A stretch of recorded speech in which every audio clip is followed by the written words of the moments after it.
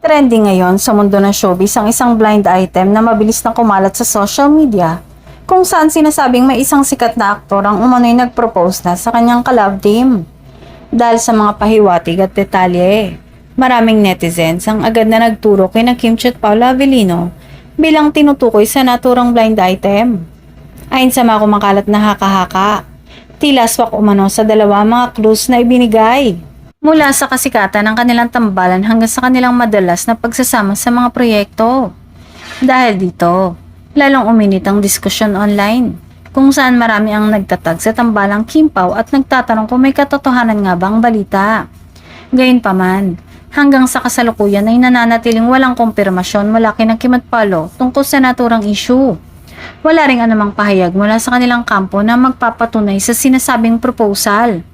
Dahilan upang manatili itong isang espekulasyon sa ngayon. May ilang fans naman ang nagsasabing mas mabuting hintayin ang opisyal na anunsyo bago maniwala sa mga ganitong balita. Para sa kanila, hindi dapat agad magpadala sa mga blind item na kadalasang kulang sa detalye at maaaring magdulot lamang ng maling interpretasyon. Sa kabila nito, hindi maikakaila na patuloy na sinusubaybayan ng publiko ang bawat galaw ng dalawa.